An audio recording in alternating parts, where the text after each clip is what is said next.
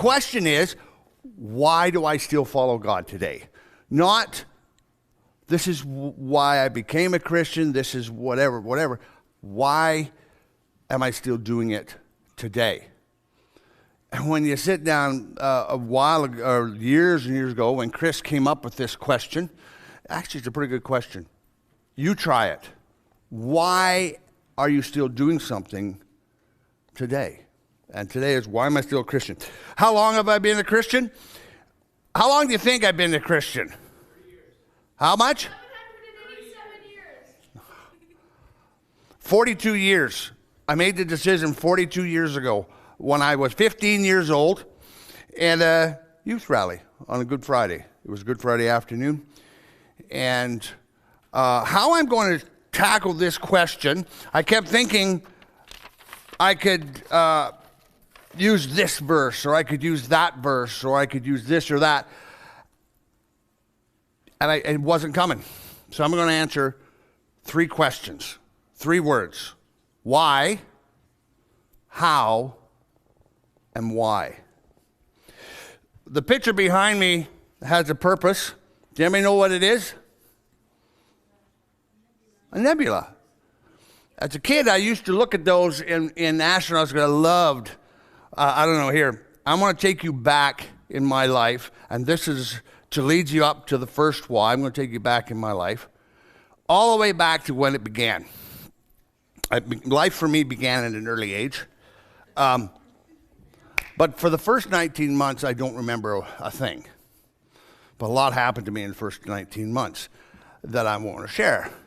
Some of you know I have a short thumb. I have no idea how it got there, how it happened. That happened in the first 19 months.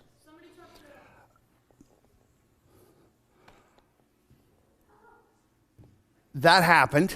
I don't know how. My mother, or I say my biological mother, had me and my sister. I have a sister who's never met me. I've never met her. She's 15 months older than I am. I won't explain how, but at some point, my mother just checked herself into a hospital. She was she went into a psych ward is what she did. She put my sister and I up into what's called ward care. Her stepfather, who, from all I can tell, was a good man, came and got her. But because she was living away from home for a while, got Tracy, that's my sister, but never got me because he didn't know I existed. I wanted out the other end. And if you look back, when I look back at, that's when God started to say, I'm going to protect you. I bounced from house to house a little bit, into foster care, into the hospital care. They had orphanages back then. This is back in the 60s. And it got to the point where I was 19 months old, and my parents that raised me said, we want a boy. My sister said she wanted a brother. And my mom and dad went to pick me up in Edmonton. When I cleaned out my parents' house, this is cool. You think your parents have junk. Oh, they do. But in the drawer was a box of cards. And in this box of cards, you open them up, and it's a second birthday card. You flip through and go, those are my second birthday cards. But at the bottom of this box was this ripped piece of paper. Now, my mother had a habit. We grew up on a farm. You get newsletters coming in. And they would take the newsletters, they read the newsletter, and they tear it in half, and they flip it over, and they staple it together and use it as a notepad. That's what this piece of paper was. And you read it, and as you're reading it, you realize it's my mom's notes and my mom's handwriting. And you realize who she was talking to at the same time. She was talking to the nurse. Nurse said, he's ready. Bring this and this and this. And it was talking about me. They went to Edmonton to pick me up, and I had a 90-day warranty. They could have taken me back in 90 days. We don't want him back, but they never. By Vegreville, my sister wanted to push me out of the car, but I screamed all the way. But God still took care of me. Now, let's speed it up a little bit. Went into elementary school, really good kid. I really liked school. First 2 years went by, really good. Then you get into grade 3. That's when I kind of down we go.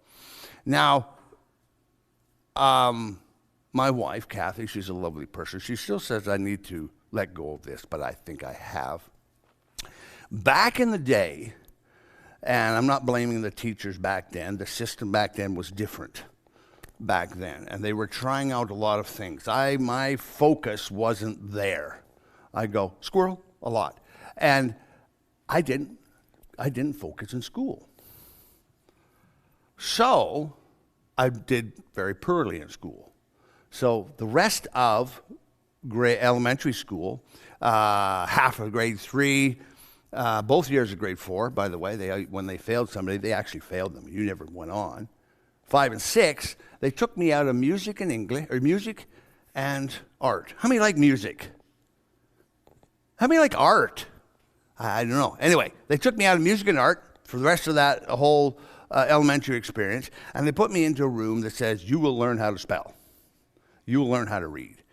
And by grade 6, I went, that's it. I'm not reading anymore. I had rammed down my throat. So I was feeling like, I don't like this school. This school's a drag. Now I'm going into junior high school. Oh, yeah, okay. Anyway, I still struggled. And when it come to grade 8, I made it through grade 7, come into grade 8, well, I didn't do well. And I had to take grade 8 all over again, so I failed twice.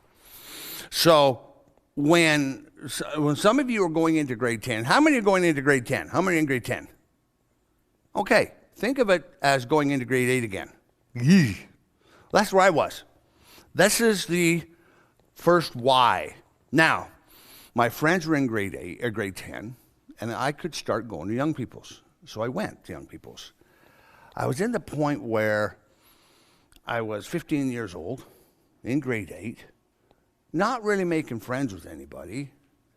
I was bigger than they were. I had already gone through puberty, so I was bigger, and I could beat them up, but I never did, because it's not me. So kind of that, not the outcast, but not the in-group, put it that way. And my friend hung on to me, and he said, let's go to young people. So we did. All year, we went to young people's. It's like, wow, there's something here. And I got into playing the games. I loved the games. These people were a mixture of ages rather than just in grade 8. And when it came to, by the time Good Friday came that year, I realized why I needed Christ. And actually, when you drive to Edmonton, you drive by a place called Maleg. How many know where Maleg is? That's where the youth rally was, at Maleg. So, and the guy, he spoke, he gave an altar call. Hey, he said, how many of you would like to give your life to Christ? Yep, that was it. And I knew that was the right choice. Anyway, so that's the why. Because, yeah, it was just the right decision at the time. Now let's look back at the stars. We're going to go back and forth here. While I was growing up, something that my mom did let me do and really encouraged. Well, she was a Sunday school teacher, so I've always went to Sunday school. Always had church in my life. Never been without it. She let me watch TV. Back then, it wasn't a color TV and a big screen, flat screen TV. Man, that would have looked great with what the story I have. And it wasn't a thing. It was an old black and white TV. And I know that there are some people that don't believe it happened, but it happened. And I watched Neil Armstrong set foot on the moon in 1969 on a black and white TV. And I remember that because they set foot on the moon on the 20th of July, 1969. They took off 21 hours later. And the 22nd of July was my 4th birthday. So it was kind of cool watching that happen. So that started, I'm a dreamer also. I don't know if my kids ever ran into that. but I like to dream what ifs. And they would always come, the space program would always come and show these pictures of what's out in space. And it's huge. And it's full of color. It's beautiful. It's just, there's a lot. And when you grow up and you understand what a nova is, or nebula is, there's a lot of power in there. A ton of power. And to me, I'm going, wow, that's a ton of power. As I work my way through becoming a Christian and just listening and beginning to read the Bible and beginning to understand the stories I had heard as a kid, the Samson and Delilah, and there's who's the real big guy? David and Goliath. Thank you, David and Goliath. I began to understand them, and they began to become real. And the real. This is where I have to begin to be careful I don't go off on a tangent. But the realness of the stories, I began to realize who put that up in the sky. I began to realize it wasn't, he didn't put it up there over time. It was a split second and it was there. He said, let there be light, poof. That, and then all of a sudden, as I've grown in the 42 years, I realized the power it would have taken to make that is the same power that loves me. And I'm going, yeah, but I'm a mess. And everybody can go, well, but I'm not good at this, I'm not good at this, I'm not good at this, I'm not good at this. So the why you need him is sometimes when you're at the loneliest or at that bottom, you need something to hang on to, and he's there and he grabbed you. The how is the second question I would like to answer. The how in my life, it was listening to my friends, listening to the friends that were going to church. And sometimes all of us grow up with a group of friends. You go to school, and sometimes some of the friends aren't the greatest to have, and they'll lead you down the wrong path. And I've had friends that I've grown up with, have gone down the wrong path, got into drugs, got into alcohol, well, he's dead. That's simple, because of it. And you wonder, well, what's different about me? I don't have the story. I don't sit up here and can say, well, I was into drugs and I was into alcohol. No, I wasn't into any of that. It's actually kind of a boring. I figured, yeah, I'm kind of a boring person. But anyway, as I sat and just went over this, how am I going to explain it? I pulled out verse after verse after verse. Well, I can speak on this. I can speak on Psalm 23 on how he leads me beside the still waters, and I go, it doesn't capture the whole thing. Or John 3:16, for God so loved the world, he sent his only begotten Son, that whoever believeth in him shall not perish, but have everlasting life. And I said, yeah, but that doesn't fit Chris's question. Why do I still do it? And then it came as I was reading Genesis. If you read Genesis, and you will understand God was there in the beginning, and he made everything. And there's a line in there that says, let us make them in our image.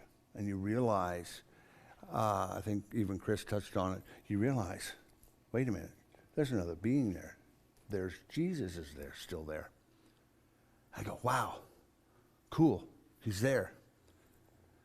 And then as we go into Christmas, I love Christmas. It's great. I love it. You realize more and more. I love it because of the food, of course, and the presents when I was a kid. But as I grow, I realized what he did. Jesus set down that power, the power he had to make that, He set it all down. He was sitting on the throne, and he stepped off. And he stepped down to be what? A baby. He started his life as a baby. He started his life as you and I. And he grew. So nobody can say he doesn't know. Now, you can come up with the excuses that, well, he's never driven a car. That's not what he's talking about. He had struggles just like you and I, but because he was who he was, he proved that, yeah, he needed to do it because he grew into a man. And most of my life I'm going, yeah, this God was there, two of them in the beginning, and then there, and he grew, and he hung on the cross, and he died for me. I'm going, dude. And that was, at that point, end of the story. But as in the 42 years, you get to connect a lot. All of a sudden, the dots begin to connect. Chris was talking about Revelation last year. One of my favorite verses in Revelation is Revelation 4. And if you ever have a chance to read it, don't read it with the wanting to find out what the end times are like. Somebody said, read it and find out who God is. He shows himself to you. And in this, the angels take the writer into the throne room, and it describes the throne room. And let me just read it for you. I wasn't going to, but I'm going to. He said, after this, I looked there. Before me was a door standing open in heaven. And the voice I had first heard speaking to me like a trumpet said, come up here, and I will show you what must take place after this. At once I was in the Spirit, and there before me was the throne in heaven, with someone sitting on it. And the one who sat there had the appearance of jasper and ruby. And the rainbow that shone like the emerald encircled the throne. Surrounding the throne were 24 other thrones, and seated on them were 24 elders. And they were dressed in white and had crowns of gold on their heads. From the throne came flashes of lightning and rumbles and peals of thunder. In the front of the throne were 7 lamps with 7 blazes. These are the 7 spirits of God. Also, in front of the throne, there was what looked like a sea of glass, clear as crystal.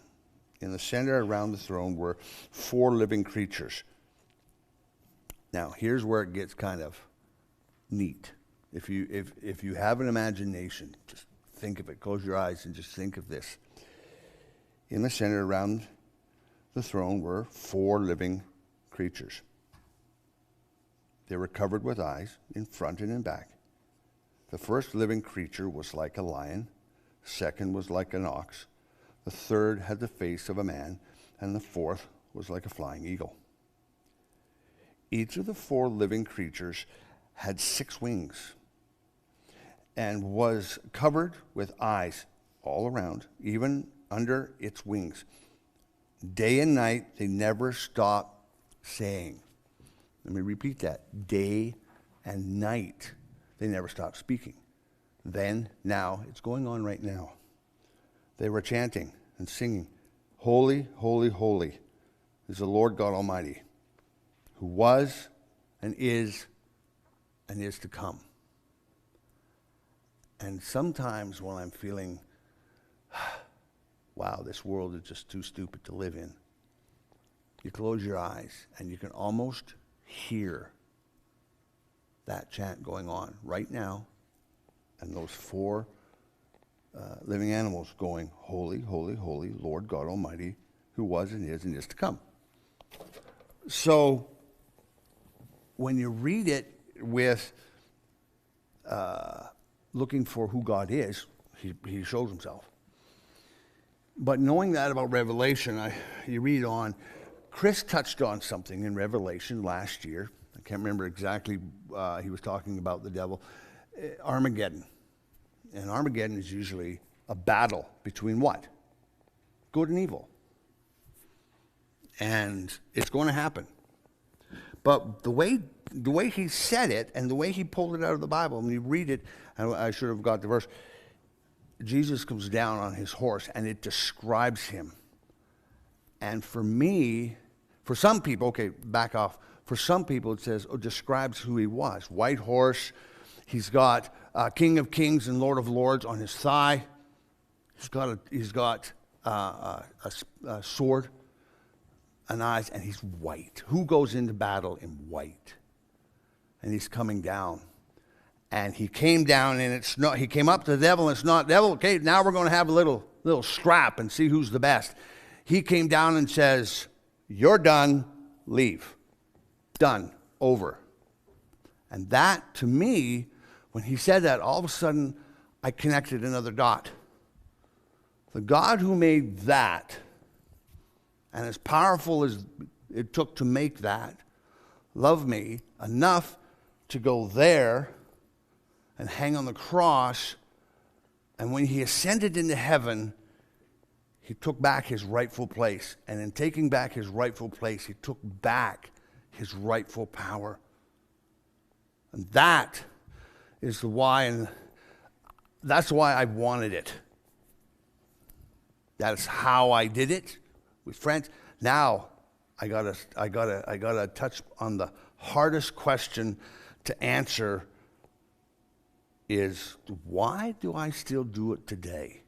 Because at any time in my life, even as you learn about different stories and it connected with me, and even though you grow in your Christian walk, and a lot of you come out of Christian homes, and some of you just have chosen to be Christians, that's great. And as those lines connect throughout the life, you just go on.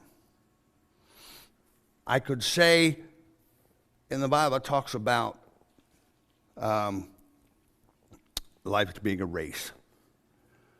Run the good race. And I'm going, I don't run.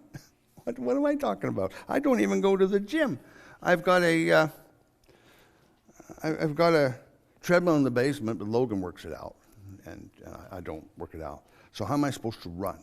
But no, what he's actually trying to tell you when he says run the good race is Christianity and being a Christian and having that faith isn't good, I said the prayer, he's in my life, and now I'm going to sit down. No. Oh, no. Becoming a Christian isn't the end goal.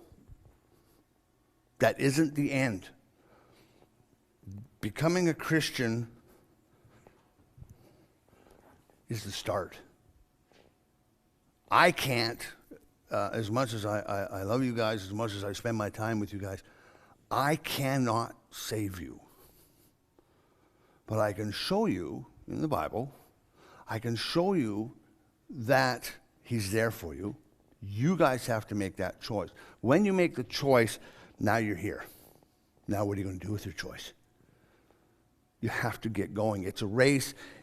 It's an active participation choice. It's not a, look, I'm a Christian now, I can sit and be. No, it's an act. You're active. It's up and going. And in that, he also talks about Psalm 119. I can't remember what verse it was, but it talks about be ready to give an account. And in 42 years, I can be up here all night and talk to you about stories, about people we've prayed over, experiences, demon-possessed girl that almost put a door into the hallway at camp one time. That was fun. To all sorts. To watching the hardest thing, and so I'll tell you it's not an easy race. And some of the things that will grab your heart and just squish it. as a camp, I'll tell you this experience. We were counselors at a camp. When you go to Lloyd, how many have been to Lloyd? You go down past Sandy Beach. There's a lake there. On the north side of that lake, there's a camp called Sandy, the Baptist Bible Camp, and we were there. We were there all summer. And as leaders, you get a bond. There's a bond, and every week there's 2 or 3 kids that just stick out in you. There was a brother-sister duo that came, and she was bubbly. She had accepted Christ before, so she was a bubbly. She was happy. She was fun to be around, and she was a joy. Her brother was quiet, and he actually accepted Christ that week. I'm like, yeah, great. What we didn't know, and sometimes you don't know the backstories, their parents were getting a nasty divorce. They got picked up at camp on Saturday, and we got the Edmonton Journal brought out to the camp on the Tuesday. Their dad had taken them fishing, those 2 and their older brother, and killed them. And you just go, wow. But God, they were just here. They were just full of life. What's up?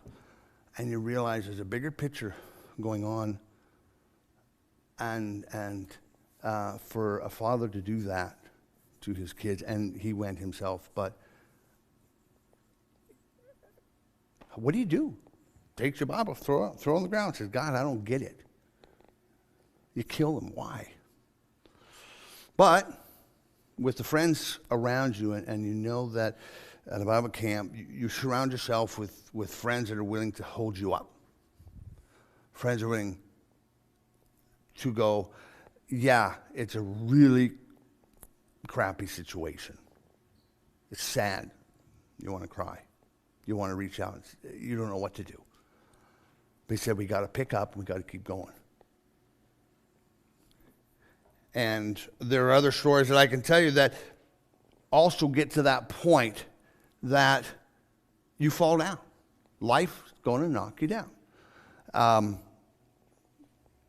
And without friends around you to pick you back up again, you may stay down. So going into the last, why I still do it after 42 years, I'm going to use an analogy of marriage. I've been married for 27 years. I got 3 wonderful kids. Sorry, John. One on there. There you go. And God's blessed us in that way.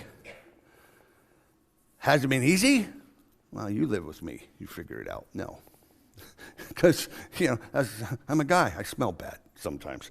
And my wife's a wonderful wife. But we made a choice. We said, yeah, it ain't going to be easy. I love you. I made her laugh. And if you begin to understand her personality and my personality, one protects the other one. She's an introvert. I'm an extrovert. She liked me because I broke all the ice. I went into the room first. Here, you go into the room first. Go in. And I went in and broke the ice. And then she came along and she was fine. But because she was an introvert, it caused me to slow down a little bit. I learned how to take care of her and take care of her being an introvert.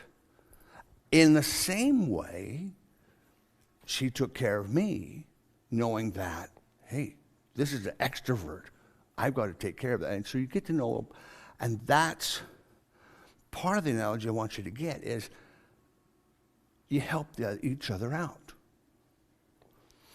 And there were times in our lives where a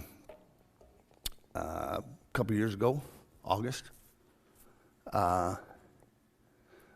we both work on the same site at Esso. I got called down to where she worked.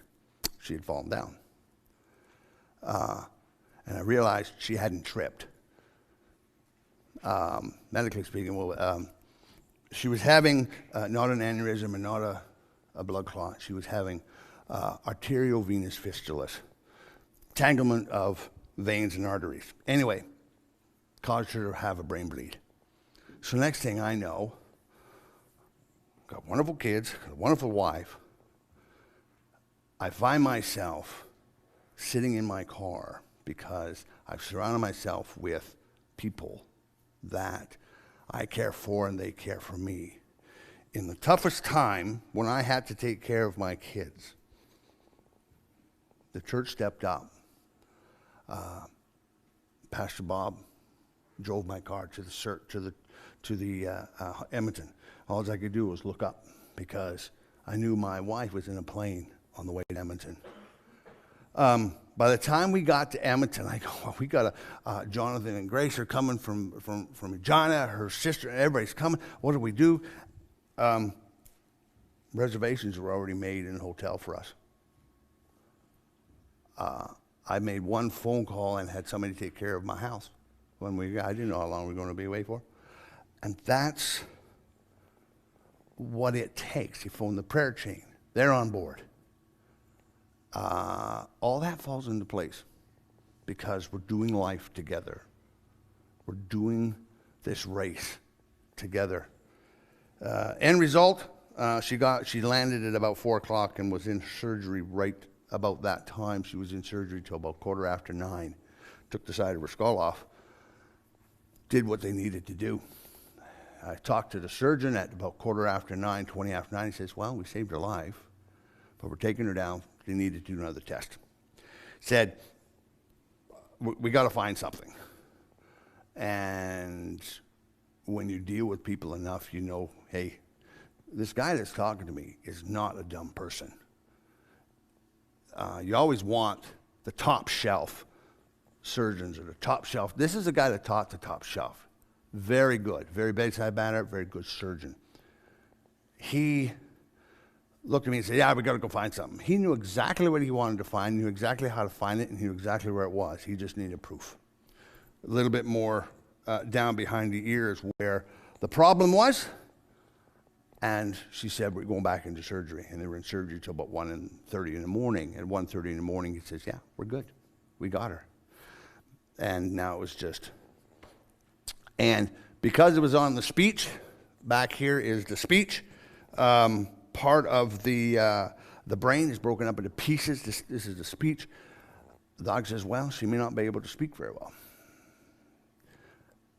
Could be a long road recovery. Well, if you didn't know her, you would probably never know anything that ever happened. She was that clean. She had to find words. She had to reload her words, but God held her through all that, held me through all that, held our family through all that. So the best way I can describe why I still do it today and follow Jesus, it's not any one thing, guys. It's a compilation of many things. And like a marriage, when you, or even like a friendship, when you meet a friend or that, what do you want to do? That friendship grows. You don't want to hurt that friend. You want to be closer. And out of all those things in your life, so far, some of you have been a Christian for a short period of time, have a little handful of things. And as you get older, you have more and more things. So it's not, I can't sit here and tell you this is why I'm still a Christian. I can tell you this is why, and this is why, and this is why, and this is why, and this. I can spend the rest of this evening, I can spend the rest of my life picking out, these are why. When you come from being adopted, and by the way, I don't know how many are adopted here, but if somebody picked on you for being adopted, it's like, hey, your parents, some kids that pick on you that aren't adopted, you go, yeah, but your parents, my parents chose me. Your parents got stuck with what they got. So my life could have went, but God had it all the way from the beginning. Even when I was not following him, even when I hadn't made that choice, he already had me. He said, we got this, Darcy. Come on. Well, let's do life together. And at the age of 15, I finally put all the pieces together. And I tell you to surround yourself with good friends. When you're in school, you might have 10 friends, really good friends, but 10 years out of high school, you may only have one of them left. And that's okay, because life takes you in different directions. There was one fellow we met when our sisters went to school in grade 1. We were 2 years old. So it was just after I was adopted. I met him. His name is Jim. He's a few months older than I am. And he's got no hair, but that was of his choice. Anyway, Jim was always my friend through school. We argued back and forth, but he was always my friend. And he was the one that God said, don't let this guy go. Don't let this guy go. And he hung on. And we went to young people's, and we had some experiences that we were young drivers. And I'm not going to tell you, maybe I shouldn't tell you those experiences because they maybe aren't legal. But we had some experiences. And then I was still in high school. He went on to NAIT, or actually went to SAIT in Calgary. How many here graduated high school? No, I didn't. I never did graduate. So technically, I'm still, when you guys go on your grade 12 trip to Edmonton that Chris always takes you on, if I do the GED, I can go too. But it doesn't hold you back. It doesn't hold you back. Anyway, Jim stayed my friend. And he's a trucker. I see him once in a while. He trucks stuff up to here. So at 57 years old, he's still my friend. We still have a bond. So 55 years we've been a friend. So there will be friends in your life that will hang on to you. So, Chris, that's a good question. Why do I still believe? Hopefully I've given you some insight in how. And each one of your stories, when you get to the point of having to answer that question, go home and answer it right now. Begin to answer it. This is my third time trying to answer this question. It's a harder question than you think. I don't mean to scare some of the other leaders that haven't done it yet. Sorry, it's not as bad as you think. Yeah. Anyway, each one of your stories is going to be different. Each one of your stories and races will be different, filled with different people, different events. But through all that, God will weave his way through that. He will lace it together. And remember, when you look into the stars, that's the power you're dealing with. That's the power that loves you. That's the power that wants you. And I can imagine him getting down on one knee and just looking you in the eye and say, I love you. And sometimes you want to look back going, yeah, but if you only knew what's going on in here. He goes, I do. And I still love you. So, yeah. Tonight, I have 2 questions. I never wrote the questions down. I want you leaders to take it into your groups. First question is, why should anybody take this up? Why should anybody believe? I've just told you stories of kids that grabbed hold of your heart and then their father did them in. I told you stories that, hey, were kind of rough. So why should anyone believe?